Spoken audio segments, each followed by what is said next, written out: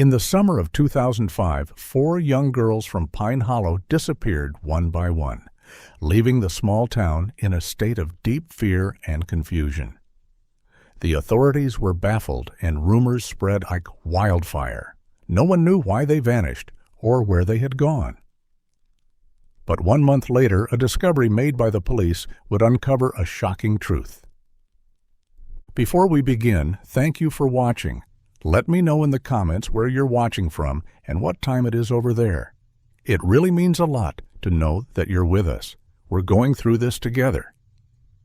Now let me tell you what really happened. Goodbye, Mom. Emily waved to her mother as she stepped out of the house to go to her evening shift at the cafe. It was an evening like any other in Pine Hollow. The street was quiet and empty, with no one in sight. The people in town were used to finishing work late, and there was no rush, no loud conversations. Emily, wearing a light jacket and sneakers, walked quickly towards her house. "Remember to come home early," Mrs. Judy, Emily's mother, called after her. Mrs. Judy couldn't have known that the last words she spoke to her daughter would become the final ones. Emily, a young girl with a bright smile, never returned. The next morning, Mrs. Judy woke up with a feeling that something wasn't right. Emily hadn't come home the night before. For the first time in many years, her daughter hadn't called, even with just a quick message. Mrs. Judy glanced at the clock and quickly called out Emily's name. "Emily, where are you?" There was no answer. Emily's door remained shut. Mrs. Judy went to her daughter's room and gently pushed the door open. The room was silent, everything in its place, but Emily was nowhere to be found. She looked around, but there was nothing unusual. No signs of a struggle, no items out of place. Her daughter had gone out and hadn't returned. In her panic, Mrs. Judy went to Rachel's room, Emily's older sister. "Rachel, Emily didn't come home last night. Where is she?" she exclaimed when she heard her sister pick up the phone. "No way, Mom. I saw her this afternoon. She said she'd be home early. Did you call her?" Rachel responded in a panic. "I've called, but I can't reach her. She's not coming home." Rachel tried to reassure her mother, although she too was deeply worried. She probably just went somewhere and her phone died. Don't worry too much. They searched around but found no trace, no message. Finally, Mrs. Judy decided to call the police. Sheriff Mark Harris was the first to arrive at the scene.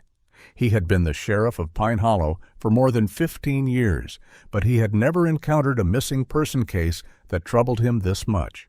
When he arrived at Emily's house, he looked around the area, searching for any signs, but all he found was silence. No strange footprints, no unusual signs. "Sir, we've checked the house and the surrounding area, but there's nothing unusual. My sister wouldn't just leave without telling anyone," Rachel said, her face filled with worry. "We'll find her. Don't worry, just stay calm," Mark reassured her. But when he looked into Rachel's eyes, he knew this wasn't just a simple missing persons case. Something was wrong. That night, Mark could only do one thing: report the case and start searching. Days passed and Pine Hollow remained filled with a tense silence. The story of Emily's disappearance quickly spread throughout the town. People began to talk, discussing what might have happened. Some believed she might have run away, while others suspected she had met with something sinister. "The police haven't found anything. What are they doing? How can they let her go missing like this?" Claire, a neighbor of Emily's family, said as she sat in a cafe. "Someone must have done something bad. She couldn't just disappear like that."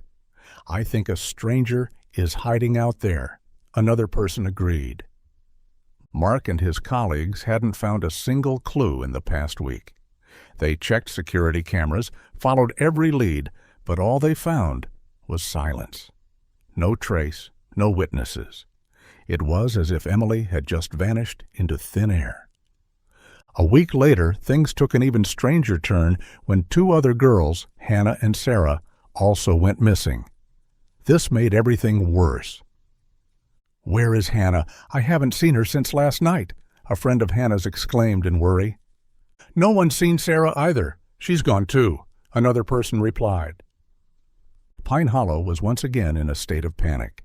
People began to suspect a kidnapper, a criminal hiding in the shadows, taking young girls. Families started fearing for their safety, and no one dared go out after dark. The police had no clues. A week had passed, and now 3 girls were missing, with no idea where they could be. People in the town began to suspect that someone was carrying out a plan that no one had noticed. 3 girls in 1 week. Someone must be behind this, Mrs. Judy said, her voice hoarse with worry. The police aren't doing anything. They don't know how to solve this, Rachel added, her anxiety growing. We have to do something. We can't just sit here and wait, Mrs. Judy replied, her eyes filled with determination. The public in the town grew more and more agitated. People were starting to keep their children inside, afraid to walk the quiet streets.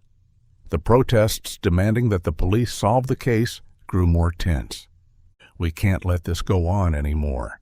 If the police aren't doing anything, we'll find out for ourselves, a man in the town said as he joined a community meeting. Mark, despite his best efforts, still hadn't found any clues. He knew that the longer this dragged on, the worse things would get. He took a deep breath, trying to focus on his work, but in his heart, the anxiety grew. We have to find out who's behind all this, Mark thought. If we don't, Pine Hollow will never be peaceful again. 4 days later, on a late evening, Sophie, the 4th girl, disappeared. Another quiet night, another missing girl. Sophie was a fairly well-known figure in Pine Hollow, with her shiny blonde hair and gentle gaze. She worked at the local pharmacy and often walked home when it got dark. But that night, like the other girls before her, Sophie didn't return. When her family reported her disappearance to the police, no one in Pine Hollow could explain what had happened. 3 girls had disappeared before, and now another one was gone. The questions in the minds of the townspeople grew more pressing. Was there a kidnapper lurking in the shadows? The police quickly sprang into action, but this time they received a new lead. A witness named Jake Callahan, a man who lived near the area where Sophie had gone missing, came to the police station and requested to meet with Sheriff Mark Harris.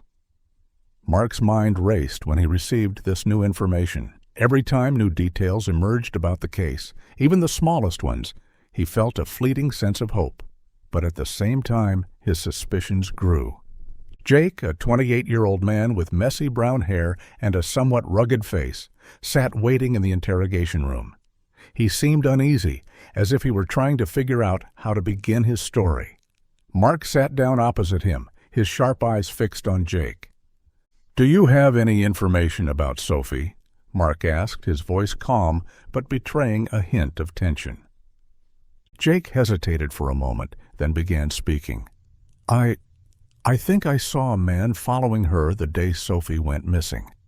But at first, I didn't think much of it. I just assumed they knew each other." Mark squinted slightly. "Did you get a good look at the man? Describe him to me." Jake nodded, trying to remember. The man was about 6 feet tall, skinny, with brown hair, and wearing a gray jacket. I remember he was standing near Sophie, following her, as if he was waiting for something. But Sophie didn't seem to notice him. She just kept walking by herself, like she didn't realize he was following her. Mark sighed, the details Jake provided swirling in his mind. "Are you sure he was following Sophie?" "Definitely," Jake replied, his expression growing more serious. "I can't forget the look in that man's eyes. There was something very strange about his gaze. Cold, empty." Mark felt a slight unease. He took note of every detail Jake provided. "Thank you for reporting this. We will investigate based on what you've said." After the meeting with Jake, Mark and his colleagues began to follow up on the leads Jake had given them. Although the information wasn't much, in this situation, every detail was valuable. The police began looking for other witnesses in the area, but all of them claimed they didn't remember anything unusual about the man Jake had described. What remained were vague feelings and a sense of unease. However, as the investigation continued, the police uncovered an important detail. The man Jake had described might be Brian Fletcher, a worker at a large farm near the area Sophie passed by on her way home. Brian Fletcher was a farmhand, living in a secluded wooden house away from the town. He didn't interact much with the people of Pine Hollow, but some knew he had worked at the farm for years. To the people around him, Brian didn't stand out much, just an ordinary man, a bit reserved and quiet. Mark decided to conduct a thorough investigation into Brian. They gathered information about him and his co-workers to see if there was anything suspicious. Brian's friends confirmed that he was a kind man and showed no signs of unusual behavior. However, with the string of disappearances in such a short time, no one could afford to dismiss any suspicions. A team of officers began to keep an eye on Brian while he worked at the farm. They silently monitored his every move, but after 3 days of surveillance, nothing out of the ordinary occurred. Brian continued to work as usual, showing no signs of strange behavior. He lived his life as if nothing had happened. Mark felt a sense of disappointment. This can't be right, he thought. All the clues point to him, so why can't we find anything? Nevertheless, Mark didn't give up. He ordered his team to continue monitoring Brian, hoping that someday he would make a mistake. However, Brian's silence was like a shadow, making every hope fade away. In the following days, the disappearances continued to be the main topic of conversation in Pine Hollow. Families began living in constant fear. Parents didn't allow their children to go out at night, and people started locking their doors carefully whenever darkness fell. One night, as Mark was sitting in his office reviewing reports, he received a phone call. It was from one of his officers. "Chief, we've just received new information about Brian Fletcher. Someone saw him yesterday going into a secluded area outside of town. We suspect he's hiding something." Mark immediately stood up, deciding to join the investigation personally. This time, he couldn't let another girl disappear without reason. The story continued to unfold with complex and strange twists, and Mark felt he was getting closer to the truth. Was Brian Fletcher really involved in these disappearances? Or was it all just a strange coincidence? The answer might be hidden in the darkness of Pine Hollow, and Mark had to find it before it was too late. Mark and a team of police officers went to the area where Brian was believed to have gone. This area, outside of town, was quite secluded, with few people passing by. A small grave sat hidden beneath thick trees, a place Brian seemed to visit regularly. As they approached the grave, they saw Brian standing in front of it, placing a bouquet of flowers on the grave and quietly saying something no one could make out. He didn't appear to be acting suspiciously, just like a man visiting his deceased mother's grave. There were no signs indicating any strange behavior. Mark stood at a distance, observing carefully. Everything seemed normal, and there was nothing to suggest that Brian was connected to the disappearances. He was simply a man paying his respects to a loved one, like anyone else in the town. "Nothing," one of Mark's officers said when they returned to the car. "We can't do anything just because he's visiting a grave." Mark nodded, his mind filled with unclear thoughts. Things were becoming more complicated than ever. The feeling of a lurking villain hiding in the shadows still haunted him, but the deeper he investigated, the more it seemed like he was hitting a dead end. Determined not to give up, Mark decided to take a bolder step. He ordered his team to go to Brian Fletcher's house to conduct a search. The police couldn't ignore the strange coincidences, and Mark knew that only by clarifying these clues could they get the answers they needed. They couldn't rely on vague feelings alone. The whole town of Pine Hollow was scared and waiting for a resolution. When the police team arrived at Brian's house, a simple wooden house on the outskirts of town, everything seemed unusually calm. There were no signs of anything out of the ordinary. Mark knocked on the door, and Brian opened it with a surprised expression, but he didn't seem panicked or fearful. "Hello, Brian. We need to search your house. It's part of the investigation, Mark said bluntly. Can you cooperate?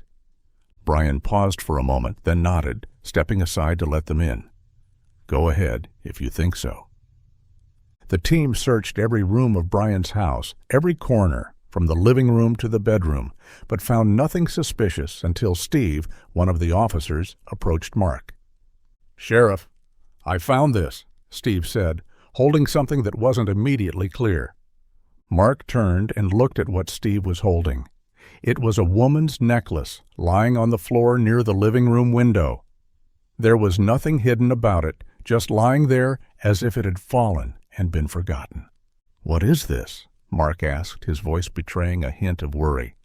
It's a woman's necklace, Sheriff. I found it on the floor near the window in the living room, Steve replied, his gaze confused. Mark stared at the necklace, his hand tightening around it. His mind immediately started to race, and a strange feeling rose in his chest. Was this what he had been searching for all along? Could this be a clue that Brian had accidentally left behind? Brian, Mark said, his voice stern, not taking his eyes off him. Whose is this? Brian looked at the necklace for a long while, not showing signs of panic, but Mark could see a slight shift in his eyes. I don't know. I've never seen it before. It's not mine, Brian replied, his voice sounding uneasy. Are you sure you don't know it? Mark pressed, not believing this answer. You live alone. No one can come in without leaving a trace. How did this end up in your house? Brian shook his head, his eyes starting to show signs of confusion. I swear, you guys check it. I don't know whose it is. Mark didn't back down, but he understood that they couldn't accuse Brian just because of an unknown necklace. He took a deep breath and ordered his team to collect the necklace. We'll take it to the lab for testing. No need to rush. After collecting the necklace and sending it to the lab, Mark decided to visit the families of the victims to see if anyone recognized the necklace. An hour later, Mrs. Linda, Sophie's mother, arrived at the police station after receiving the notification. Mrs. Linda entered the interrogation room, her face pale and eyes red. Upon seeing the necklace, she couldn't keep her composure anymore. This is Sophie's! This is my daughter's, she exclaimed, trembling as she held the necklace. Mark looked at Mrs. Linda, unable to hide his surprise. So this necklace belongs to Sophie? Yes, I'm sure. Sophie always wore it, Mrs. Linda said, her voice choking. It can't be. I can't believe it. Mark sighed, a heavy feeling rising in his chest. Everything seemed to be closing in too quickly, but he couldn't jump to conclusions. We will get to the bottom of this, Mrs. Linda. Don't worry. After Mrs. Linda confirmed that the necklace belonged to Sophie, Mark immediately ordered that Brian be brought in for questioning. In the interrogation room, Brian sat opposite Mark, his gaze unchanged, but the tension on his face was now more evident. Brian, this is Sophie's necklace, and we found it in your house. What do you have to say about this? Mark began the questioning, his tone firm, not allowing for evasion. Brian looked at the necklace, his face no longer calm as it had been earlier. He began to get flustered. I don't know why it's in my house. I didn't take it. I didn't do anything. Then how did it end up there? Mark asked again, his voice losing patience. You live alone. No one else comes into your house. How could a missing girl's necklace be there? Brian lowered his head, not answering. Mark continued to press. Are there any traces in your house? Fingerprints? Handprints? Can you prove you didn't do anything? Brian stayed silent, his hands clenching. I didn't do anything. I don't know where this necklace came from. Mark didn't give up, ordering his team to continue searching for any other clues in Brian's house, but everything remained unclear. There were no fingerprints of Brian on the necklace, and there were no signs of a girl in his house. Everything returned to square one. There's nothing. We still don't have enough evidence to charge him, Mark said, clearly disappointed in his voice. Brian didn't say anything, just sitting silently, his eyes full of worry. Mark looked at him, feeling the growing doubt in his heart. Things were still unclear, but he knew one thing for certain. They wouldn't give up. This story wasn't over, and Mark wouldn't let Pine Hollow continue to live in fear for much longer. "We'll find the truth, Brian, no matter what you say," Mark said, his gaze sharp. "And one day, the truth will come to light." The entire town of Pine Hollow seemed to be living in a quiet unease. After the search of Brian Fletcher's house, the investigation continued, but there were no new leads. Mark Harris felt like he was hitting a dead end. Even though Sophie's necklace had been found in Brian's house, it still wasn't enough to charge him. The police continued working, but there was no significant progress. The disappearances remained unsolved, and the townspeople lived in fear every day. Mark couldn't allow himself to get stuck. He decided to go back and review the crime scenes, hoping to find something that the investigation team might have overlooked. He stood in front of a map of Pine Hollow, staring at the areas where the girls had disappeared. These locations weren't anything special, except for the strange coincidence that all of them were near areas outside the town. He retrieved the reports from his team members and once again reviewed the traces collected from the crime scenes. These traces weren't things that could easily be overlooked. However, upon earlier reviews, everyone had missed an important detail: footprints.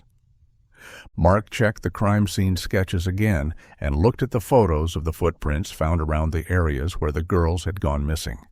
He paused, his eyes fixated on a suspicious detail.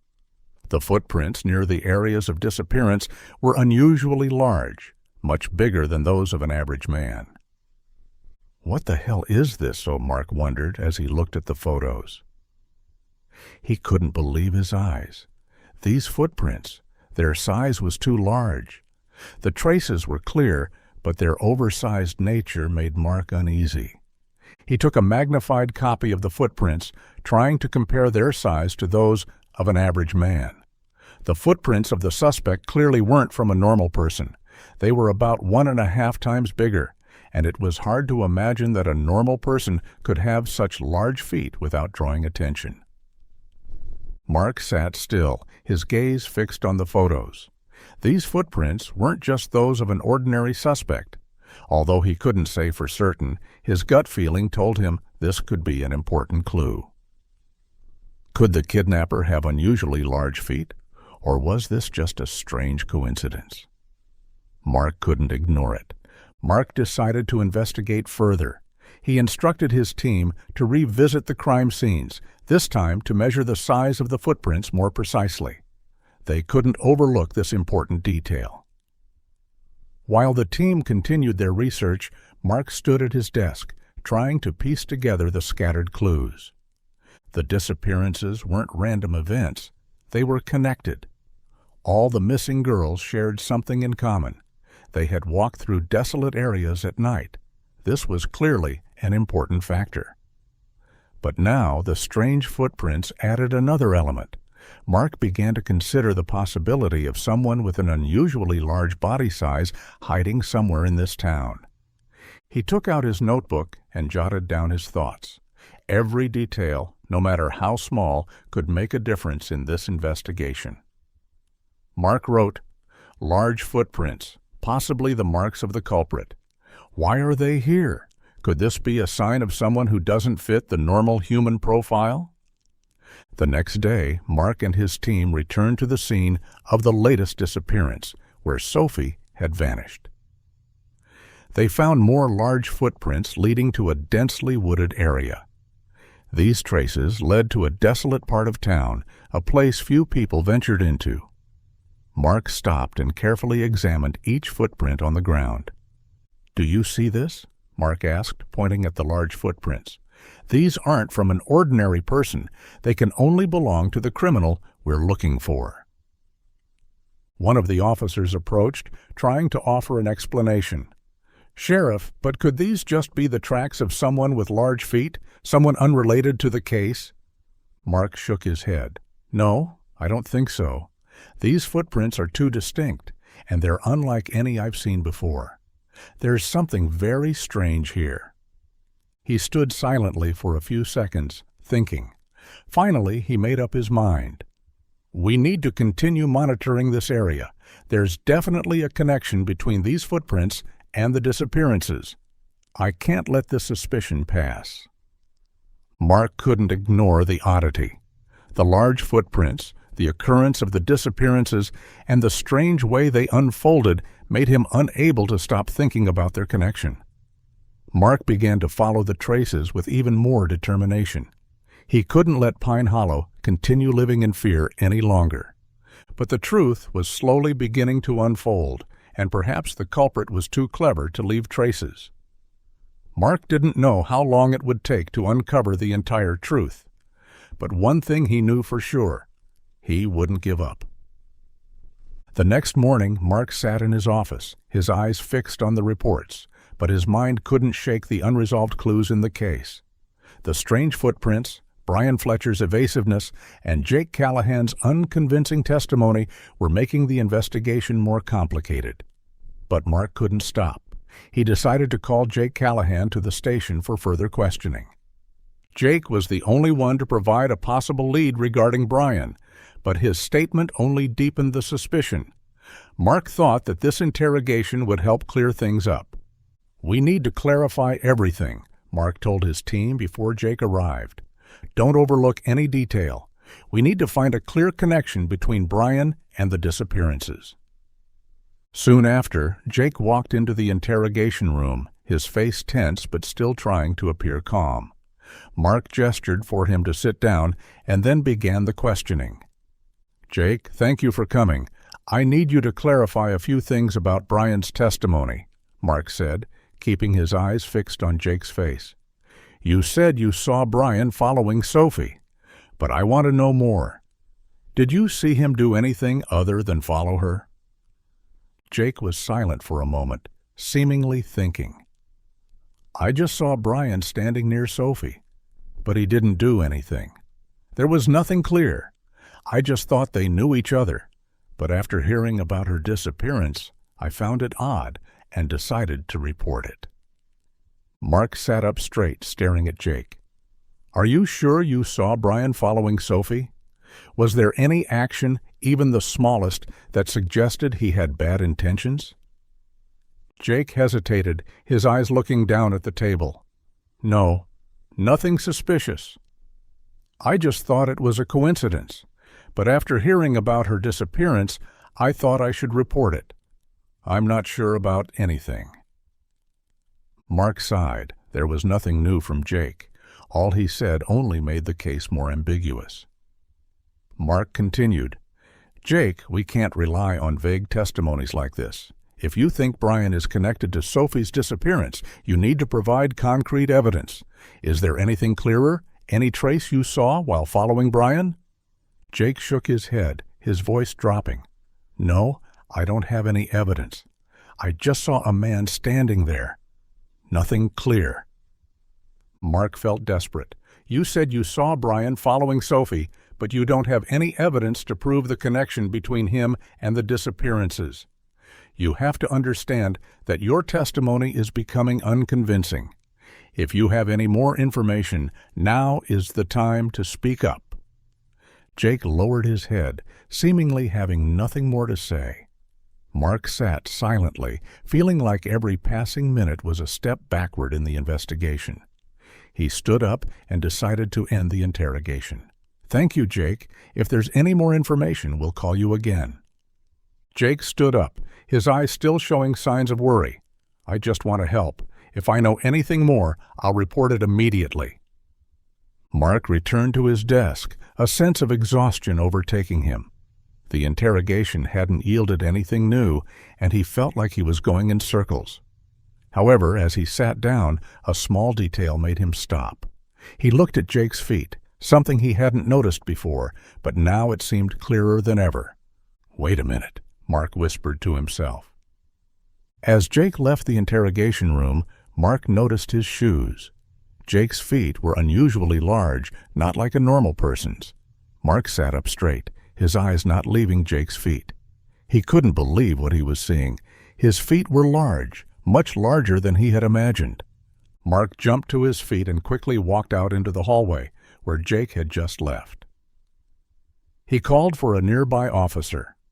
"Follow me," he ordered. Mark ran to the parking lot, then grabbed a police car and drove straight to the area near the scenes of the disappearances.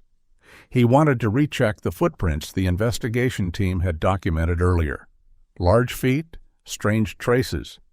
Everything seemed to be connecting in his mind. This couldn't just be a coincidence. Upon arriving at the scene, Mark carefully examined the large footprints the team had previously recorded. He felt like he had found a clear connection between these footprints and the disappearances. The large footprints were exactly like Jake's feet. Mark stood still for a moment, then called the investigation team. "We need to go back and recheck everything about Jake Callahan. His feet. I think we found a connection." Mark felt his heart race. Large feet, a feature he had overlooked before. Now, everything was starting to make sense. Could Jake be the one behind it all? And could this investigation uncover horrific secrets about Pine Hollow that they never suspected? Mark couldn't let this case stop here. He had to keep going. The strange traces couldn't be ignored, and he knew he was getting closer to the truth. In the days following the interrogation with Jake Callahan, Mark couldn't shake the feeling of unease in his chest. The traces of suspicion still clung to him like a ghost that couldn't be dispelled, especially Jake's large feet, something he had never paid attention to before. Mark began to suspect a connection between Jake and the disappearances. Unable to rely on an unconvincing interrogation alone, Mark decided to secretly follow Jake. He couldn't overlook any detail, no matter how small, and each day he felt he was getting closer to the truth. One late afternoon, Mark decided to follow Jake to the abandoned farm again. He wanted to learn more about his strange behavior, particularly his frequent visits to that desolate area at night. Unable to chalk it up to coincidence, Mark decided to act more discreetly. Mark parked far from the farm area, then quietly left the car and moved through the darkness.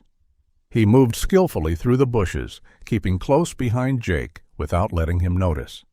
Jake entered the farm area, then stealthily made his way to a darker section where moss-covered wooden planks lay. Jake approached a hidden trap door beneath the old wood, looking around once more to make sure no one was watching. Mark watched from a distance, his heart racing as he saw Jake open the trapdoor and begin climbing down. "This can't be a coincidence," Mark whispered, his finger reaching out to press the radio, but just then a strange sound made him freeze. "Damn it," Mark whispered. He had been spotted. Jake turned around, his sharp eyes scanning the darkness as though sensing a presence. Mark quickly retreated into the shadows, trying to keep his distance, but Jake had already noticed him. "Stop!" Jake suddenly shouted, his face a mixture of anger and fear. "I know someone's following me!" Mark didn't have time to react. Jake ran toward another exit, seemingly prepared for this situation. "Stop, Jake!" Mark yelled, but Jake didn't stop, continuing to run swiftly. Mark chased after him, but despite being well prepared, Jake's speed made it hard for him to keep up. In the darkness, branches and bushes caused Mark to stumble several times, but he couldn't stop. "Jake, don't do something stupid! Stop!" Mark shouted, but Jake's footsteps grew fainter. Finally, after a long chase, Mark caught up, but Jake managed to open a side door to the farm and disappeared into another escape route that Mark couldn't follow. He vanished into the darkness, leaving Mark panting, angry and disappointed. "Damn it," Mark muttered, gripping the radio tightly. "But he can't get far. All I need is a little more time." Mark returned to the farm area, weighed down by disappointment. But as he looked back at the area near the trapdoor where Jake had just gone, a faint light flashed in his mind. A feeling of something strange compelled him to approach the trapdoor. Why a trapdoor? Why hide it like that? Mark decided to go down into the trapdoor again, this time without letting any distraction sway him. He took out his flashlight and descended into the underground. The musty smell and the stale air sent a chill down his spine, but he knew he had to get to the bottom of it. As he ventured deeper, an unimaginable sight unfolded before him. In front of him were 4 girls chained tightly in a dark underground room. Large chains locked around their arms and legs, preventing them from moving. Each of them wore a faded wedding dress, their hair tangled, and their faces bore expressions of despair with deep, haunting marks of fear. One girl looked up when she heard Mark's footsteps, but she said nothing. Only her eyes, full of desperation and fear, spoke volumes. Another girl looked over, her hands trembling, her lips tightly pressed together, as if she wanted to say something but couldn't. Are you okay?" Mark asked, his voice choked with disbelief as he stepped closer, trying to clearly see each girl. Please, save me," one of the girls moaned, but her voice was hoarse and weak, as though she had endured for far too long. "How long? Have we been locked here?" Mark looked at the girl, his eyes softening. He couldn't believe what he was seeing. They had been kept here, no one knew for how long, perhaps weeks, even months. "You'll be saved," Mark whispered, his voice trembling, but he knew he had to act quickly. "Don't worry, you'll be freed." The other girl, eyes fixed on Mark, slightly parted her lips. "You have to go. He'll come back," she said, her voice weak but full of concern. "Go. Hurry. Save us before he returns." Another girl spoke, but her voice sounded as if it was trapped in her throat. "We can't survive anymore. We're so tired." Mark stood still, his heart aching with pain. Each of their words felt like a dagger to his heart. They had suffered for far too long in this darkness. These girls, all of them victims of a deranged man, and he wouldn't stop until everyone shared the same fate. Mark tried to keep calm, but inside his anger began to burn. He wouldn't let him get away with this. He would pay for what he had done. "You will be saved," Mark promised them again, though he knew he couldn't rescue them alone. Mark looked around and noticed something chilling. A large photo on the wall made him shudder. A board was mounted on the wall with 7 squares. Each square contained a photo of a girl in a wedding dress, including some of the girls he had seen before. But what was strange was that below each photo was a note. Bride 1, Bride 2, Bride 3, Bride 4. But underneath were empty squares.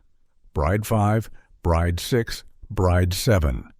These squares were completely blank. They seemed to be waiting. Mark felt a chill run down his spine. Each girl had become part of this twisted game, but inside him his resolve grew stronger. No one else would have to endure this. He wouldn't let him get away with it. As Mark prepared to go back and search for an exit, a sound from above echoed down. He quickly pulled out his phone and called his team. "We need backup immediately. Get these girls out, fast. We don't have much time." Mark could feel the urgency in his voice. He couldn't wait any longer. He couldn't give this monster another chance. But the scariest thing now was, even though the girls had been rescued, he still hadn't caught him. Mark took a deep breath and said to himself, "We won't let him escape. The whole town won't live in fear anymore." Mark had spent a considerable amount of time gathering clues and resolving the remaining parts of the case. Rescuing the girls from the horrifying basement was an important step forward, but to him, the story was far from over. The secrets were still waiting to be uncovered, and with every encounter with the girls, Mark hoped the missing pieces would slowly start to fall into place. Today, Mark decided to meet with the girls who had gone missing to learn more about what they had endured. He began his visit with Emily, the first girl to disappear. Although she had been rescued and taken to the hospital, the things she had gone through still lingered in her mind, and every mention of it made her tremble with fear. Mark entered Emily's hospital room, the first missing girl. She was still very weak, her eyes red, her face gaunt and tired. However, when she saw Mark, Her eyes lit up just a little, as if a ray of hope had flickered. "Hello, Emily. Thank you for agreeing to meet with me," Mark said gently, trying not to make her more anxious. Emily looked at him, her eyes still hesitant, but she nodded, and Mark sat beside her bed. "You must have endured a lot. I know this is difficult, but everything you tell us is crucial for us to uncover the truth," Mark began. Emily was silent for a moment, taking a deep breath before speaking in a weak voice. "When I woke up, I couldn't move. My hands and feet were chained to something hard, and I was wearing a wedding dress. Everything around me was dark and cold." Mark sat quietly, listening to every word she said. "Did he say anything to you? What did he do while you were locked up?" Emily paused for a moment, as if trying to remember every detail. "He made me smile, made me say, 'I'm so happy,' or else he would beat me. We had to do whatever he asked. If not, he would punish us." Mark felt a pain in his heart, but kept his composure. "Do you remember anything about the man? He seemed to know you and the other girls. Did he mention his name or any details about himself?" Emily shook her head. "No, he never said his name. He just wanted us to see him as someone who had control over everything, even our lives." Mark stored these details in his mind. This man was not only physically brutal, but also manipulated the girls mentally. Someone like that couldn't get away with it. But before Mark left the room, Emily looked at him with a worried gaze. "Will you find him?" Emily asked, her voice almost a whisper. Mark nodded. "I promise you, Emily, we won't stop until he's caught." After leaving Emily's room, Mark continued his meeting with Sophie, the last girl to go missing.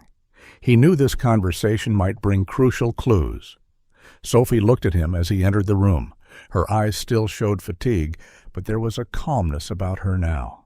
She nodded when Mark greeted her, seeming ready to speak the truth. "Sophie, I know this is very hard for you, but I need you to tell me everything you remember.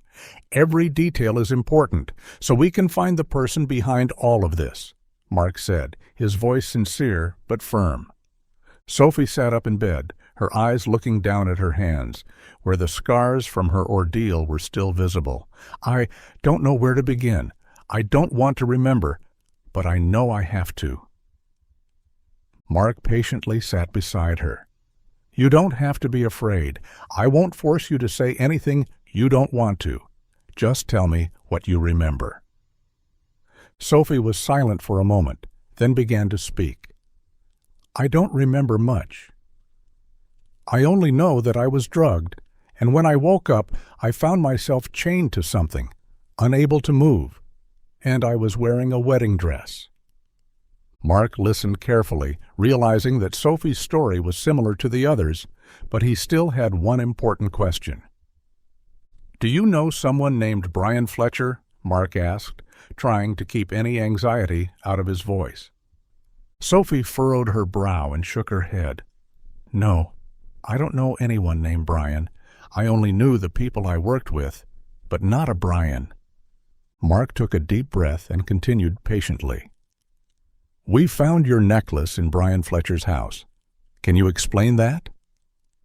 Sophie looked at him, confused. "My necklace?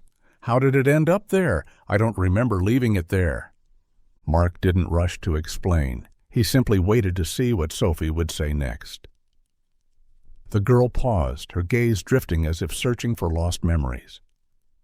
"I remember," Sophie began, her voice trembling. "When I woke up, half-conscious, the man who kidnapped me. He took the necklace off my neck. I couldn't do anything. I could only lie there, unconscious."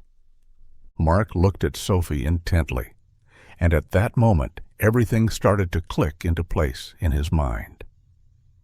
"Jake," he whispered, "he's the one who kidnapped you and the other girls." Sophie looked at Mark, her eyes filled with doubt.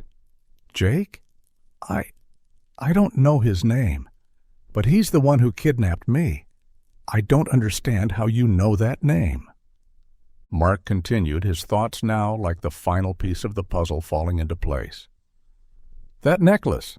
Jake tried to take it off your neck and then threw it in Brian Fletcher's house. He tried to frame Brian, make everyone think Brian was the culprit. He wanted everyone to believe Brian was involved in all the disappearances."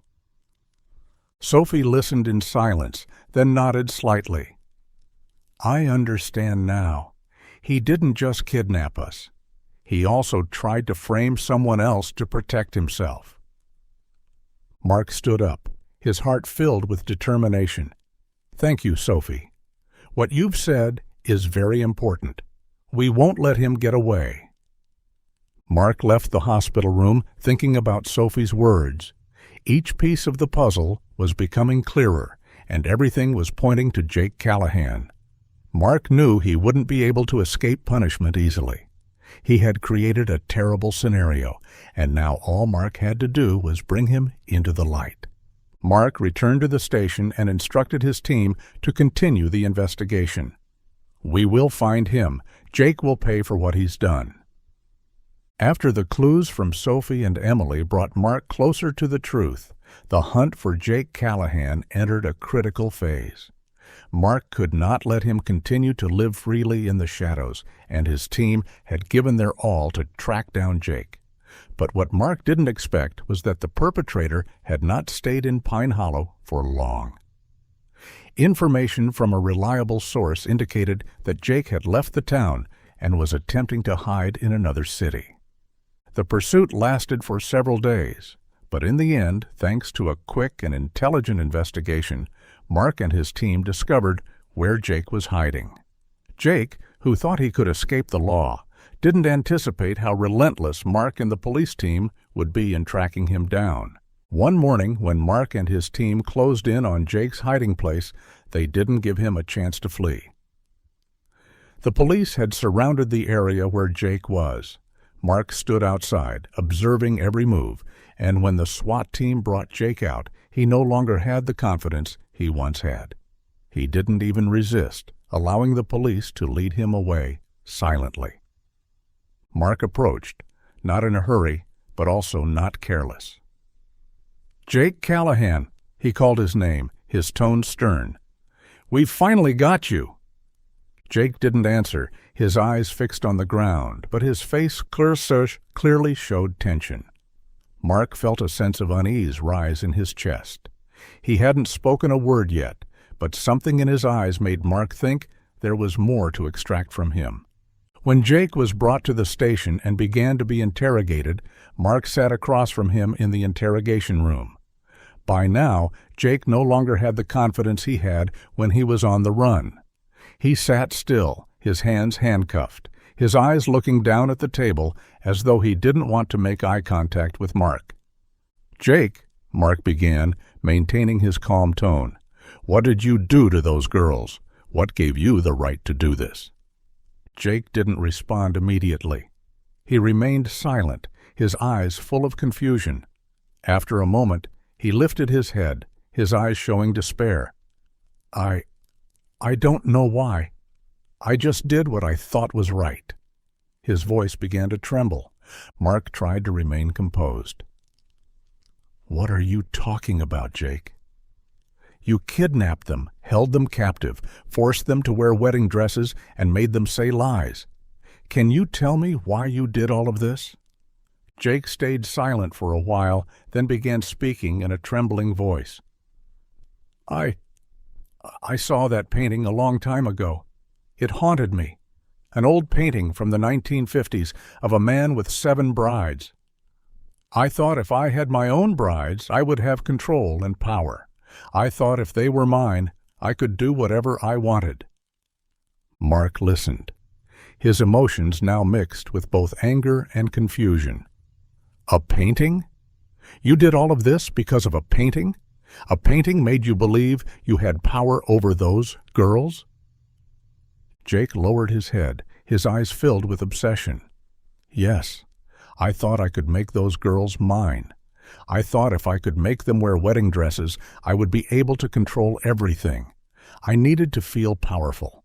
I needed control." Mark couldn't believe what he was hearing. Everything was starting to make sense. This wasn't just a simple act of sexual violence or abuse. Jake had been obsessed with a painting, a bizarre idea about power and control. That was why he kidnapped these girls, made them smile, and say lies. That was why he forced them to wear wedding dresses. "Jake, do you understand that you've destroyed those girls' lives?" Mark asked, his tone now more severe. "They're not dolls you can control. You've harmed them."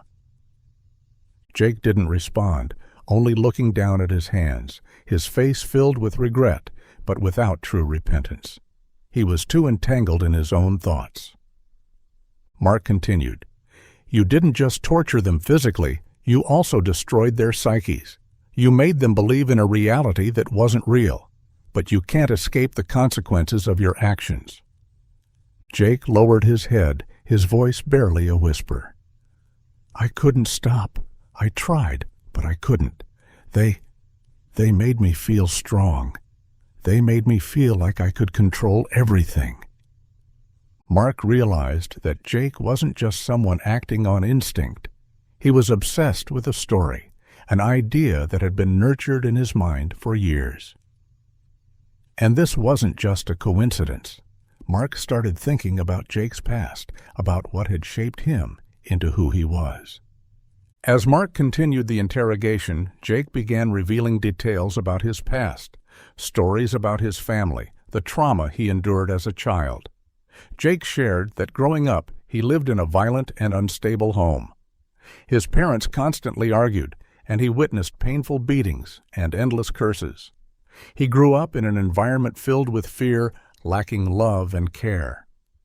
"I just wanted to feel like I had power," Jake said, his eyes filled with sadness. "I wanted to feel like I could control everything around me. That feeling, it made me feel safe." Mark sat in silence, thinking about what Jake had just revealed. Everything Jake had done, all his twisted actions, could stem from the psychological damage he had endured his entire life. A child who grows up in violence and lacks affection can easily be psychologically harmed and turn into a perpetrator. But that didn't mean he could escape responsibility for what he had done. When the interrogation ended, Mark left the room with a feeling of turmoil in his heart. Everything Jake had said only complicated the situation further. His cruel actions weren't just the result of personal obsession, but also the consequence of a dark, painful past. But that didn't change the truth. He had kidnapped innocent girls, tortured them physically and mentally, and now it was time for him to pay.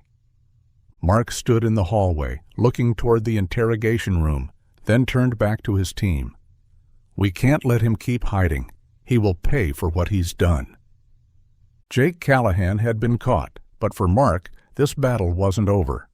The painful stories the girls had shared would be the motivation to keep investigating and bring the criminal into the light.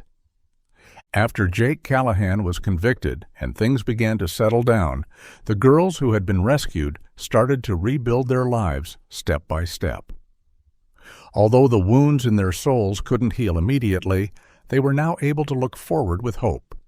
Emily, the first girl to go missing, had now found a new strength within herself. She stood in front of the mirror, looking at herself once again. Her smile hadn't fully returned, but her eyes shone with light, no longer filled with fear or helplessness. "Life isn't easy, but I know I can move forward," Emily said, her voice full of determination. "I won't let the past define me. I will start over. I'm no longer the weak girl. I will live the life I deserve." She sat down, her eyes fixed on old photos, where the memories seemed like an unfinished story. The days she had gone through weren't easy, but Emily understood that this was her chance to recreate her life. She wouldn't let the past hold her back. Once she had overcome the greatest challenges of her life, everything else would become easier. "I won't give up," she told herself. "This life is mine, and I will live it the way I want." Sophie, the second girl to be rescued, still sat in her room where the afternoon light gently fell. She looked out the window where the faint rays of light illuminated the silent space. Although she couldn't forget what she had gone through, Sophie had learned to face the pain. "I can't forget what I've been through, but I won't let it stop me," Sophie said, her voice soft but filled with resolve. "Every day, I learn to forgive myself and accept who I am. I don't know where I'm going, but I know for sure that I won't stop. Every day is a new step, and I will keep going, even though the road is long." She closed her eyes, feeling the peace slowly return to her. Sophie knew recovery wouldn't come quickly, but each small step was a crucial victory. "Life will never be the same, but I will make it better," she whispered to herself. "I survived the darkest days, and now is my time to be reborn. I've never felt stronger than I do now." Hannah, the third girl in the group, although still anxious about the future, could also feel the strength within herself. "We've endured enough. It's time to stop, look ahead, and start a new chapter," Hannah shared with a determined voice. "What's past cannot be changed, but I can help them step out of the darkness. I will stand by them to make sure they never have to face that pain again." Hannah stood by the window, looking out at the gradually darkening sky, but inside she felt a new light. She no longer felt afraid, but instead a strong belief that no matter what, she and her friends would overcome it all. "Nothing is impossible," she whispered. "We've come a long way, and now it's time to start again, not with scars, but with a new beginning." Sarah, though still experiencing quiet nights of crying and persistent nightmares, had started to realize that her past could no longer control her life. "There are days when I feel like I can't go on. But then, when I see the other girls growing stronger, I realize I can do it too," Sarah shared, her hand gripping Mark's with gratitude. "I won't let the past take me over. I will find myself again and live the life I've dreamed of." Sarah had slowly learned to face the past, no longer afraid or ashamed. "Life isn't easy, but I won't let anything stop me. I will find myself again," she said with a gentle smile. "Every day, I get closer to the person I used to be and the person I will become." Mark stood silently, looking at the girls, his heart filled with pride. Though their lives could not return to normal right away, they had taken a solid step forward on the path to recovery. Life will never be easy, but you've proven that. No matter how full of challenges life may be, hope and strength can always help people rise again, Mark said, his gaze filled with respect and admiration. Mark looked at the girls, each with their own story, but all shared one thing in common: resilience, strength, and the desire to live a free life. Though the wounds were still there, they had dared to face the pain and opened up a new future. "No matter how dark life may seem, we can still step out into the light," Mark said, his voice resolute. "You are the strongest people I have ever met. You will not only overcome the past, but also change your future." Sometime later, the girls gradually regained their faith in life. Emily decided to join an art class where she could express her emotions and creativity through art. Sophie began volunteering, helping women in difficult situations find their strength again. Hannah enrolled in a psychology course, hoping to help victims of violence and bring them hope. Sarah started participating in sports competitions, training her body and mind, becoming stronger each day. Mark continued to watch their recovery from afar, not intervening too much, but always present when they needed him. The psychological and physical scars wouldn't heal immediately, but Mark knew they were heading in the right direction. "These girls will become incredible people, not just victims, but also victors," he thought to himself, feeling a sense of relief return to his heart. In the end, while the story of Jake Callahan had ended, the story of these girls had truly just begun. Their strong steps, Their unyielding determination were all evidence of the strength of the human spirit when faced with life's greatest challenges. Sometimes the most important thing isn't what you've been through, but what you do with what's left, Emily said, her eyes shining with confidence. I won't let the past hold me back anymore. I will write my story with all the best things. With these words, the girls were stepping out of the darkness, creating a new future for themselves, and Mark would always be there for them, whether as part of the past or the present. What they had overcome would be the motivation to keep moving forward in life, never stopping.